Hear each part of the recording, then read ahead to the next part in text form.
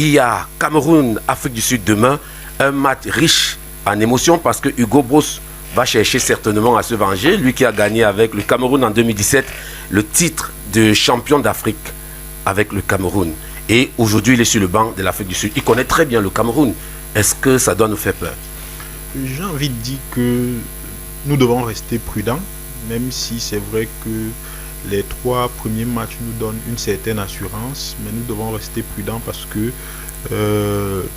c'est une compétition et généralement les matchs à élimination directe sont différents des matchs de poule. Parce que parfois même les équipes qui performent bien pendant les matchs de poule, généralement sont rapidement éliminées pendant les matchs à élimination directe. Je peux vous prendre le cas par exemple de la Guinée équatoriale lors de la dernière CAN, qui lors des matchs de poule avait impressionné et ébloui toute l'Afrique. On se rappelle même qu'elle avait laminé la Côte d'Ivoire, le pays organisateur. Mais une fois en 8e de finale, l'équipe s'est fait éliminer. Donc je pense que nous devons rester prudents, même si c'est vrai que le Cameroun aujourd'hui, j'ai envie de dire satisfait par rapport à ce qu'on a vu, parce que moi, ce qui m'intéresse dans ce que je vois depuis le début de cette CAN, c'est qu'on a l'impression que le Cameroun est en train de rentrer à son identité. Vous savez, dans les années 2000, 2002, 2004, peut-être même jusqu'en 2006, notre identité, c'était le 3-5-2. Et quand vous regardez aujourd'hui, c'est vers cette identité qu'on est en train de rentrer, parce qu'on a toujours eu justement des joueurs de ce profil-là. Or, depuis un moment, vous avez observé qu'on voulait jouer avec un 4-3-3 qui ne correspondait pas toujours au profil des joueurs que nous avons. Mais regardez bien aujourd'hui, vous allez vous rendre compte que le système de jeu qu'on a correspond au profil des joueurs que nous avons. Et nous espérons quand même que le coach Pagou, que nous félicitons, va apporter certains ajustements. Parce que vous ne pouvez pas quand même avoir un Karl Etaillon qui fait un premier match époustouflant et vous le mettez au banc au second match. Ça tue sa motivation et même sa confiance. Vous ne pouvez pas continuer d'aligner chez Malone. Pourtant, tout le monde a vu ses lacunes contre la Côte d'Ivoire. Donc, nous espérons que l'entraîneur sera capable de faire ces ajustements-là qui lui permettront justement d'avoir une équipe qui sera capable de battre la Côte d'Ivoire. Même si je suis de ceux qui pensent aujourd'hui, sans vouloir polémiquer, que le gardien ne rassure pas énormément. Exactement, mais ce n'est pas lors des 8e de finale qu'on va venir changer un gardien de but qui a commencé à jouer la compétition depuis le départ. Donc nous espérons que ces quelques jours vont permettre justement à David Pagou de bonifier son équipe et que nous allons gagner la Côte d'Ivoire et le Maroc par la suite. L'Afrique du Sud autant pour moi et le Maroc. Donc vous avez déjà vu le Maroc éliminer la Tanzanie. Exactement. Alors Sébastien Ebala, les Lions sont conscients qu'ils portent l'espoir de tout un peuple. On a l'impression que quand ils jouent, tous les Camerounais sont avec eux. Effectivement, ils sont peu divisés. C'est la résurrection. Et c'est là, il faut mettre ça à l'actif. Il y a 3 pans. Ceux qui ont permis aux Lions de reconquérir le cœur des Camerounais. Il y a d'abord les joueurs eux-mêmes. Le sélectionneur national David Pagou, qui est un pur produit de la formation camerounaise. Et le président de la Fédération camerounaise de football qui a pris ses responsabilités. C'est-à-dire qu'il a entendu les cris des Camerounais. Et je m'en veux parce que je fais partie de ceux qui avaient donné du crédit à Marc Brice dès son arrivée. Parce que j'estimais que oui, son banc là n'avait pas de niveau, ça c'est clair. J'ai resté clair là-dessus et droit dans mes bottes. Mais à un moment donné, je pense qu'on avait partagé le plateau ici avec Maître Basson. On avait dénoncé la communication de Marc Brice qui devenait nocive. Et on a fini par comprendre que Marc Brice n'est pas venu. Moi, quand j'ai investigué, j'ai compris que Marc Brice n'est pas venu au Cameroun pour entraîner. Il est venu avec un agenda, c'est-à-dire il y a des gens qui sont tapis dans l'ombre, des politiciens qui sont dans la logique de la succession. Et ils ont fait des taux, les chevals de bataille. Pourquoi? Parce qu'ils ont voulu utiliser son aura, son relationnel et sa cote de popularité. Parce que le Camerounais le plus populaire, c'est 15 millions de followers, 30 millions à travers le monde. Et Eto'o donc qui a dit qu'il ne pouvait pas trahir son père. Ces gens ont donc compris que pour fragiliser Eto'o, il fallait d'abord infiltrer Eto'o à l'intérieur de la fédération, c'est-à-dire des espions, des indiques parmi lesquels son porte-parole, son ancien porte-parole. Et Marc Brice donc qui est arrivé au Cameroun, on lui a assigné la mission première, c'était quoi? De s'attaquer frontalement à Eto'o. Pour toucher son orgueil, parce qu'on sait aussi qu'il allait réagir. La page Marc Brice est tournée. Non, j'en viens pour démontrer que Eto'o prend ses responsabilités à partir de là. Parce que quand nous on soutenait Marc Brice, c'était pour côté. Moi, je ne savais pas qu'il est venu faire de la politique au Cameroun, que c'était un espion qu'on devrait utiliser pour d'autres fins. Maintenant, nous avons été éliminés de la Coupe du Monde. C'est qu'il y a un manque à gagner. C'est-à-dire le Cameroun a été présent lorsque la Coupe du Monde était à un pays, 2 pays, 3 pays, 4 pays, 5 pays. Aujourd'hui, c'est 48 pays. L'Afrique a 10 places. 9 qui se qualifient directement et un barragiste. Le Cameroun n'arrivait pas à se qualifier dans une poule qui était considérée comme la poule la plus faible de ces éliminatoires. Un pays de 520 000 habitants s'est qualifié. Donc, pour moi, je pense que David Pagou aujourd'hui, c'est la résurrection. Pourquoi? Parce qu'en équipe nationale, un sélectionneur ne vient pas apprendre aux joueurs à jouer au football. Il met un état d'esprit. Allez, ceux qui sont conquérants, qui sont compétitifs, qui sont des patriotes, ils adhèrent là et ils mettent une philosophie de jeu. Et c'est ça que nous voyons aujourd'hui. Quand on regarde aujourd'hui les Lions jouer, vous comprenez qu'en 19 mois, le coach Pagou David a décelé le véritable problème qui était quoi? Le discours du coach qui ne parlait plus. Des joueurs qui étaient devenus des syndicalistes, des politiciens, des porte-parole pour nous dire ils ont causé avec le vrai président du Cameroun. Donc, ça rejoint ce que nous les politiciens nous disons que le Cameroun n'est pas gouverné. Parce qu'il y a un joueur qui a dit, après l'élimination qu'on l'a RDC, que lui il a causé avec le vrai président du Cameroun. Et ce président lui a confié que Marc Brice et lui, ils iront à la CAN. Et alors, vous avez suivi dans le discours du président de la Fédération camerounaise de football après sa réélection. Il a dit aucun joueur ne sera plus au-dessus de l'équipe nationale. Et je pense que les décisions prises là, c'est ça qui porte les fruits aujourd'hui. Parce que quand on regarde l'équipe, le système de jeu mis en place par le sélectionneur national David Pagou, on attaque ensemble, on défend ensemble. Et le 5-3-2 là, le 3-5-2 que Monouga a révélé là, c'est ça qui nous a permis de gagner les CAN. Parce que le système avec lequel on joue avec Marc Brice là, vous voyez, c'était un football insipide. Laissons le passer. Les joueurs ne se retrouvaient plus. Jacques-Edouard, on joue demain contre le pays du président de la CAF. C'est quand même l'Afrique du Sud. Et c'est depuis 1996 que le Cameroun n'a jamais battu l'Afrique du Sud. Est-ce que demain on va briser le signe indien? Moi, je n'aime jamais les palmarès là. Parce que les générations ne sont pas les mêmes. Parce que les générations ne sont pas les mêmes. Les contextes ne sont plus les mêmes. C'est-à-dire, vous, journalistes... Mais ce sont des faits quand même. C'est les faits. Vous, les journalistes, vous aimez toujours nous ramener vers ce palmarès, croyant que ça peut impacter la situation. Quand vous avez parlé des 5 étoiles, c'était pas avec les joueurs qui jouent là. Non, je parle du palmarès que vous ressortez toujours par rapport au contexte actuel de l'équipe. L'équipe ne sont plus les mêmes. C'est plus la même donnée. Il y avait dans le temps ce que tu peux ressortir comme palmarès, il y avait d'autres réalités à ce moment précis. Aujourd'hui, on a une autre équipe où on revient quand même dans une logique où, j'aime toujours le dire, sans être coach, que l'encadrement technique est sur 4 pans. Le pan physique, le pan technique, le pan tactique et le pan psycho. Tous ces pans sont comme des tiroirs. C'est dans un système tiroir. Un pan de moins impacte les autres pans et on est hors sujet. Ici, dans la plupart de mes coachs, en tant qu'ancien dirigeant de club, je les ai toujours réprimandés sur la notion de la psychologie des joueurs. La plupart de ces coachs ne savent pas mettre l'accent sur la psychologie des joueurs. Alors, ils ne savent pas que ça peut donc avoir un impact. Ils sont concentrés sur le physique, la technique, la tactique. Mais ils oublient toujours le côté psycho. Imagine-toi qu'un enfant qui s'en va jouer, il n'a pas le moral en place. Il n'a pas bien dormi. Il a des problèmes de famille et autres. Tu crois qu'il va donc être physiquement en forme, techniquement à jour, tactiquement par rapport à... On a des joueurs motivés cette fois-ci. Cette fois-ci, donc, il y a ce pan-là qui est en train de prendre sa valeur. Et c'est la même chose qui s'est passée en 2017. En 2017, sur certains plateaux, j'étais critique. Je disais que l'empirisme a eu le dessus sur le rationnel. Mais à un certain moment, Hugo Broz m'a convaincu, il m'a montré que, attention, tout simplement parce que on a mis les cadres à côté. On a pris les hier titulaires. Et les hier se sont donc retrouvés psychologiquement à point. Pour dire que c'est aussi notre tour aujourd'hui qu'on nous voit, qu'on sent que nous sommes aussi Camerounais. Quand on remplaçait un hier par un cadre, le cadre venait aussi dire que là maintenant, tu crois que tu prends ma place, c'est moi qui viens te prendre. Tu voyais le but d'Aboubacar, tu voyais le Poulo et tout cela, et on a gagné la CAN de 2017. C'est le même esprit ici où Pagou revient rénover toute une équipe. Les Nyama sont là. Les gars que nous, on ne maîtrise même pas, les Tché, là, moi je savais que qui est Tché. Les nouvelles. Mais les gars sont sur le terrain pour montrer que aussi c'est notre tour. Alors, à ce niveau donc, reste la technique, la tactique. La tactique ici, le gars a opté pour le 3-5-2.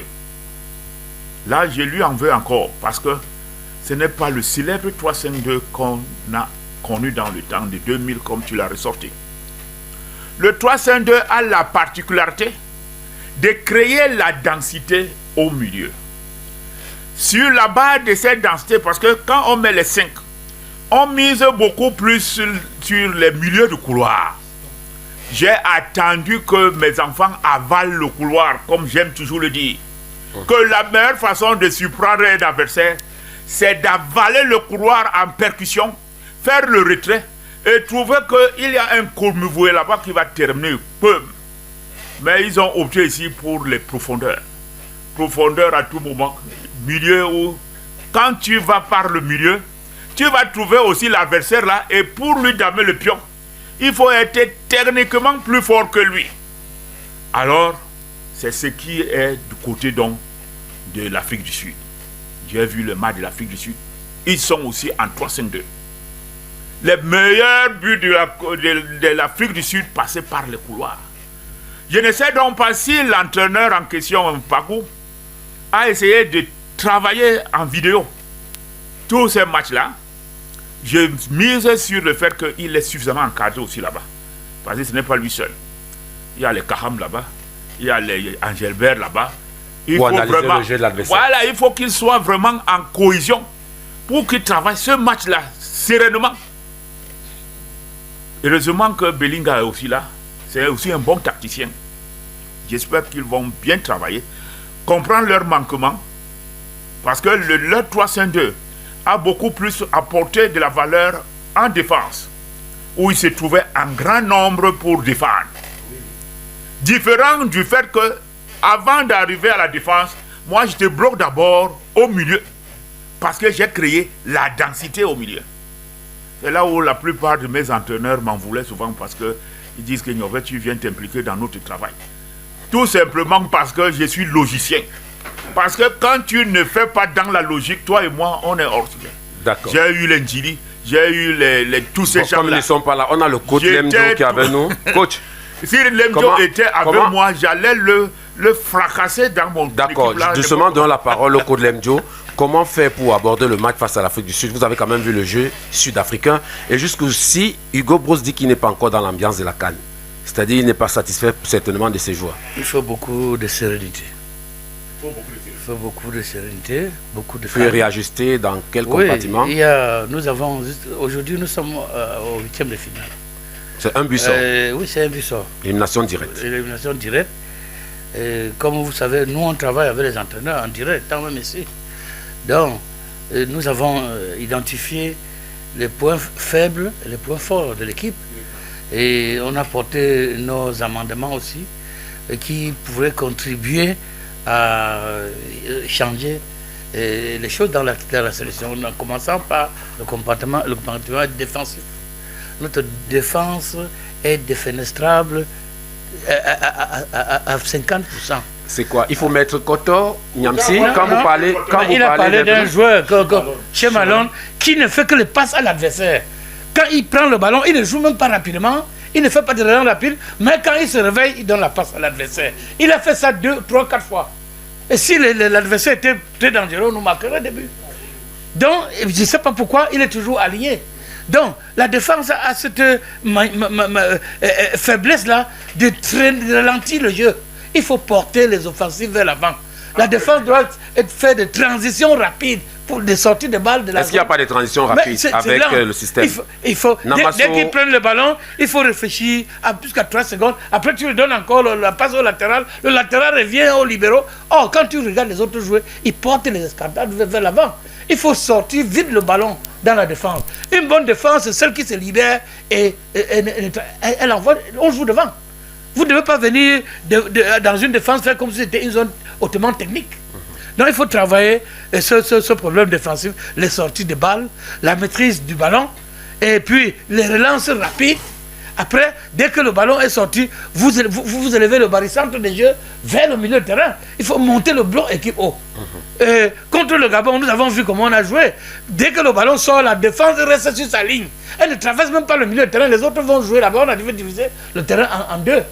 Pendant que les autres jouaient au milieu de terrain vide, les défenseurs attendaient que le ballon revienne. Qu'on récupère, on revient. Ils ne montent pas le bloc équipe.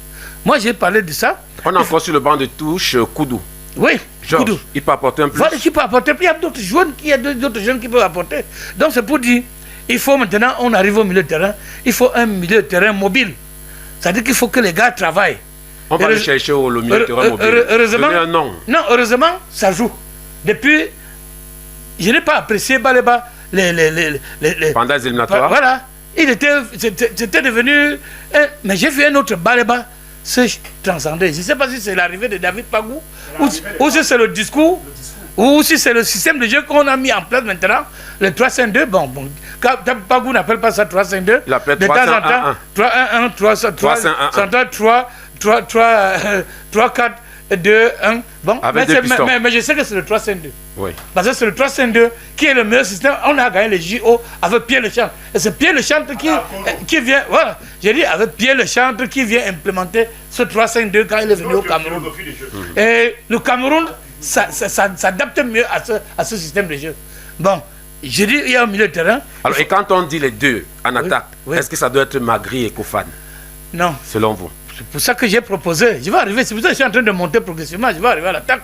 Parce que vous ne pouvez pas avoir les éléments sur la main et un match capital, vous jugez bon de laisser. C'est l'erreur qu'on a pendant à faire à la Coupe du Monde, il a payé cash. Donc, quand tu as des éléments que tu peux exploiter, moi je suis entraîneur.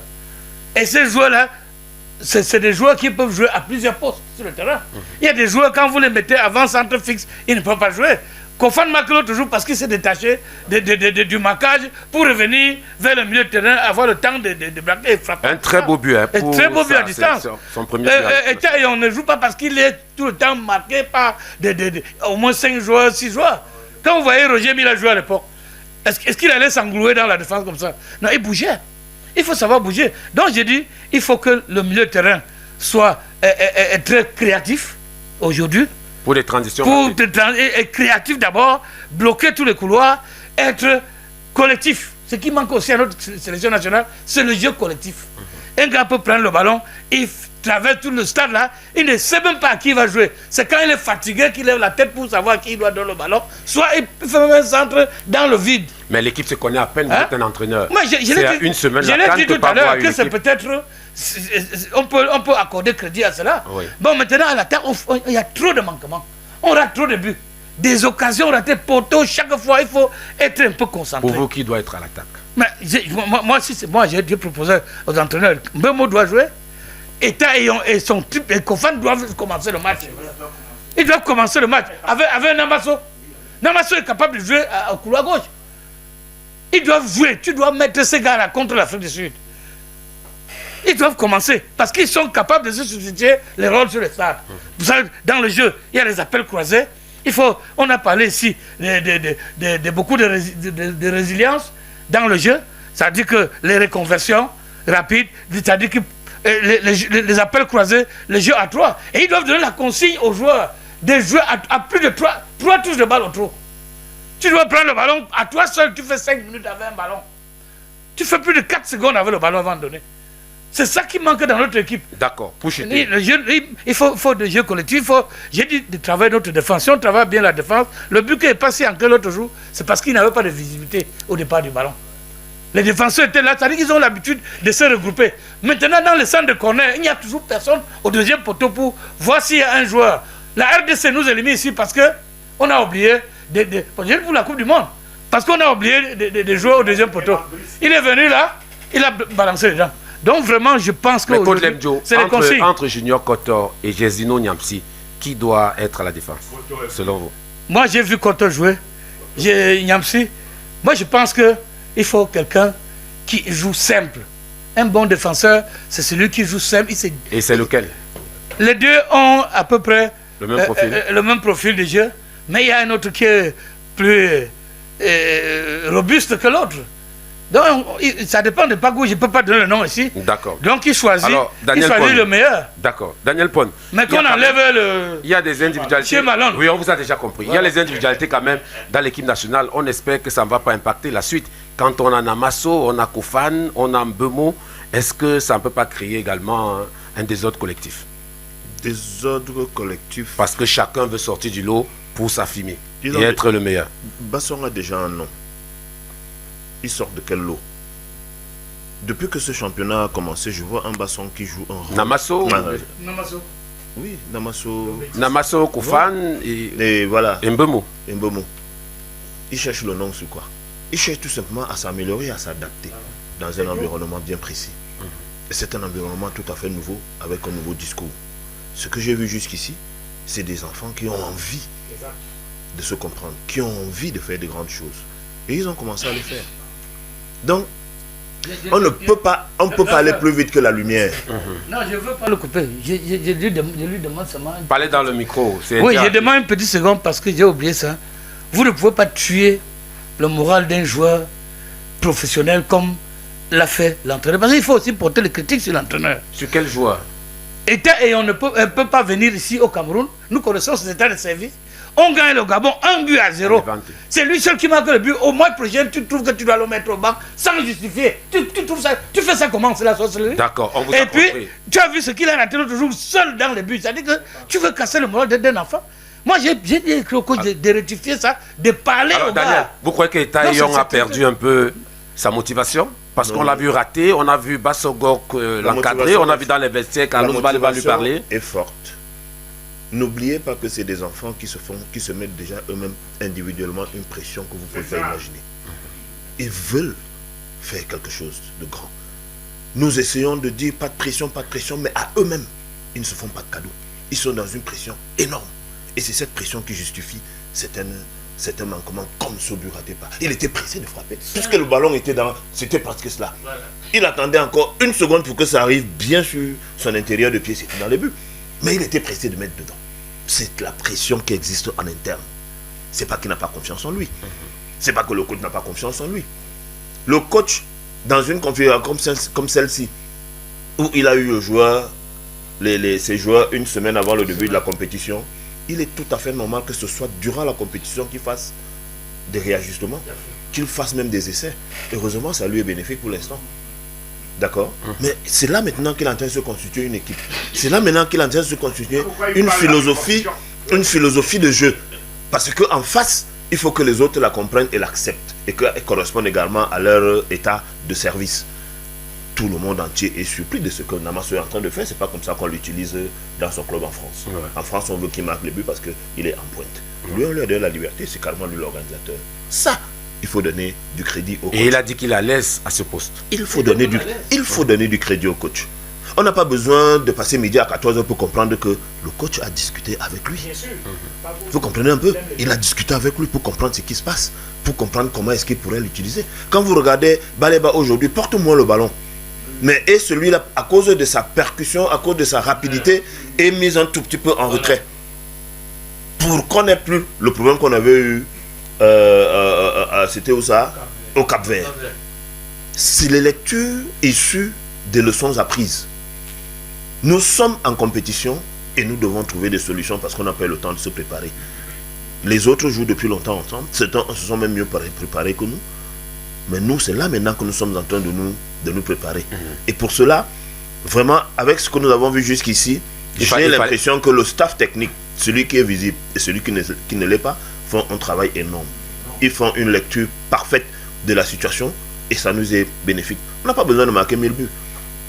Le premier défi était celui d'éviter de prendre des buts. Mais nous sommes à l'étape où on n'a pas besoin du beau jeu, on a besoin de victoire. Nous n'avons pas pris de buts jusqu'ici, on en a marqué. Oui, on a marqué 2 buts, on a marqué 3 buts. Vous voyez que c'est plutôt positif. Oui. Pour gagner, il faut certes marquer, mais il faut éviter de prendre. La chose la plus facile pour le coach dans un programme assemblé, organiser les enfants pour qu'ils évitent de prendre. Maintenant, les relances, ça, c'est au fur et à mesure qu'ils travaillent. qui vont être capables de savoir que même les yeux fermés, je peux trouver tel à tel endroit. Mais pour l'instant, il y a beaucoup de prudence parce que ces garçons eux-mêmes vivent dans une sorte de pression. C'est pour cette raison qu'on nous balance les vidéos où ils sont tous en joie. Ça, c'est pour dégager, pour déstresser. Mais ils sont dans une forme de pression que nous ne pouvons pas imaginer parce que les Camerounais sont souvent changeants. Quand il n'y a pas de résultats, c'est des défis personnels. C'est des défis personnels pour chacun de ces jeunes joueurs. Et puis dis donc, qui a pu imaginer que à quelques jours de la Coupe d'Afrique des Nations, on puisse nous sortir de noms comme ceux qu'on a sortis là, que nous ne connaissons pas. Les non-names. Ils sont arrivés parce qu'ils jouent quand même dans des clubs professionnels. Non, c'est des non-names pour nous, oui, par rapport au cadre qui était là. En effet. Ouais. Vous voyez un peu, nous étions carrément mis dans une situation où si tel n'est pas là, ça ne peut pas marcher. Et je me rappelle quand même que nous tous, nous savons qu'il y a nul n'est indispensable dans la mesure où à tout moment nous pouvons mourir. Hein. Si on a été fort dans un domaine où on avait des responsabilités, si l'accident arrive comme ça arrivait avec le Nigérien et autres, si lui-même il était parti, le championnat du monde de boxe ne serait pas pour autant mort. Ça devait continuer, mais sans lui désormais. Et nous avons vu que le problème avec nous ici, c'est que nous sommes dans des habitudes. Vous essayez de nous dire qu'on ne regrette pas les cadres qui n'ont pas été appelés.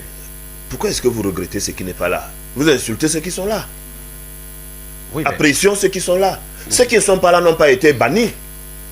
Qu'ils travaillent pour revenir. Ils savent ce qu'ils doivent faire. D'accord. Je n'ai pas de leçons à leur donner. Voilà. Maître Bernard Basson, il fallait donc cette rupture pour que tous les Camerounais retrouvent leur vraie équipe nationale. Plus ou moins. Mais je ne suis pas totalement d'avis avec le coach Lemjo. Je le trouve très dur pour un entraîneur. Il sait mieux que moi que les transitions ne sont pas faciles à gérer.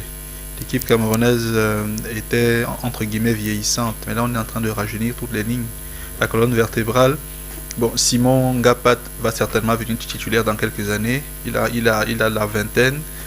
Koto a 22 ans. Baleba a 21 ans. Mbemo 26 ans. Et que ce soit Kofan ou Etayon, c'est 19-21 ans. Donc ce sont de jeunes. Il n'y a que Mbemo qui a plus de 25 ans.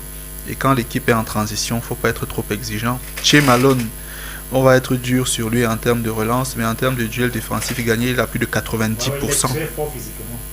C'est-à-dire, en termes de duel aérien, il en a perdu 3. Duel seul n'a perdu aucun. C'est-à-dire qu'il n'y a pas de buts qui viennent de son côté. Observez bien, les buts qu'on encaisse ne viennent pas du côté de chez Malone. Ça peut venir de l'axe, ça peut venir d'ailleurs, mais pas. Quand Diallo marque, ce n'est pas du côté de chez Malone qu'il marque. Hein. Vous voyez. Et quand le Mozambique marque, bon, Chez Malone n'est même pas au stade, ça ne vient pas de son côté. Donc, c'est pour dire qu'il faut être un peu moins exigeant là-dessus. Ouais, autre chose, c'est que concernant l'équipe, moi je trouve que le coach dit qu'on n'est pas assez collectif. Il ne faut pas oublier que il y a des stratégies, les coachs, il y a des tactiques communes selon l'adversaire. Le Cameroun a toujours été fort lorsqu'il défendait bien et se projetait rapidement. La possession de balle n'est pas notre propre parce qu'on n'a pas de joueurs qui peuvent avoir la possession de balle. Avom ne peut pas. Zambo et Baleba dans une moindre mesure le peuvent. Mais c'est pas comme les Unai du Maroc. C'est pas le même style de joueur. Bon, maintenant, Guardiola a gâté le football. Toutes les équipes maintenant veulent avoir l'extrême possession de balle, la mobilité au déplacement. On n'a pas des joueurs pour cela. C'est Guardiola avec son Barça de 2009 qui a mis le football à un autre niveau. Vous voyez, dont tout le monde veut lui ressembler. C'est très compliqué. Très compliqué. Moi, je pense que Bagou est, comme tout le monde le pense, vraiment à féliciter. Je pense que ces jeunes, comme l'aîné l'a dit, ont beaucoup de pression. Vraiment, il ne faut pas qu'on leur mette plus de pression. Si on perd demain, il ne faut pas en vouloir. On ne souhaite pas, mais... Non, honnêtement... Parce que les Camerounais sont exigeants. Intrinsèquement, le Cameroun est plus fort que l'Afrique du Sud. Maintenant, au football, tout peut arriver. Un carton rouge, un penalty, un faux corner. Vraiment, il y a beaucoup de faits de jeu qui peuvent créer des situations complexes. Mais les Camerounais aujourd'hui, jusqu'ici, montrent des ressources mentales incroyables. Vous voyez, on a pris 2 buts, on a été mené, et avant 10 minutes, on a égalisé. Vous voyez, donc 10 minutes ne passent pas. Après avoir encaissé, on n'a pas le temps de douter, on revient au score. Comme le Mozambique, même, on est mené, on égalise et on gagne. Donc moi, je pense que les critiques, rien ne peut être parfait. Même le Barcelone parfois encaisse des buts, Madrid aussi, Man City aussi. Donc, il y a toujours des erreurs, des choses comme ça qui peuvent nous faire encaisser. Moi, je pense qu'on peut quand même féliciter l'équipe et le travail qui a battu jusqu'ici. Moi, je pense qu'il n'y a pas beaucoup à s'inquiéter. L'Afrique du Sud, on peut gagner, on peut perdre. C'est le foot. Ils feront tout pour gagner et je pense qu'ils peuvent passer. Les Sud-Africains, par contre, jouent beaucoup plus vite que nous. Il s'est fatigué Donc, aussi, hein. ils jouent beaucoup. Si on veut jouer, si on veut ouvrir pour être offensif, on va être très en difficulté. Si on joue bloc bas avec l'impact, on peut vraiment leur faire beaucoup de mal. Et aussi, je pense que Mbeumo commence à se mettre un peu de pression. Mais quand il va se libérer là, un but, il va donner le meilleur de lui. Maintenant, par rapport au remplacement de Kofan et de Etaeyon, Pagou n'a pas eu assez de temps pour voir ses enfants jouer. Donc, d'un match à l'autre, il essaie d'ajuster ce qu'il peut. Etaeyon a montré des qualités contre le Gabon, mais il a eu du mal à faire remonter le bloc avec le jeu de haut but. Vous voyez, pourtant, il a le gabarit pour. Contre la Côte d'Ivoire, Kofan se déplace beaucoup. Et quand tu as Evan Ndika, qui est super intelligent, il faut un attaquant qui a un QI très élevé. Si tu mets un baroudeur, il ne va gagner aucun duel contre, parce que Evan Ndika est gaucher, très bon profil, très haut niveau. Donc, il sait bouger pour obtenir des fautes de l'attaquant. Donc en mettant Kofan, c'est parce qu'il y a en face un défenseur qui est très futé. Vous voyez. Et au troisième match, les Mozambicains sont des joueurs qui sont offensifs, qui aiment le ballon. Donc en mettant un attaquant qui a plusieurs options, il peut frapper de loin, il peut jouer de près, jouer en déviation. Kofan devient intéressant. Donc je pense pas que c'était pour saper le moral de Eta, c'était par rapport à l'adversaire en face. Contre l'Afrique du Sud, moi je pense que Kofan va encore débuter parce que les Sud-Africains aiment le ballon. Ils se découvrent vite. Et donc, comme Kofan est plus collectif que Eta, peut faire la passe et avoir un meilleur mouvement, il va commencer. Ça ne veut pas dire que Eta n'est pas bon. Selon l'adversaire, moi je pense que le coach a juste fait un choix. Et le choix qui s'avère payant. Moi je pense que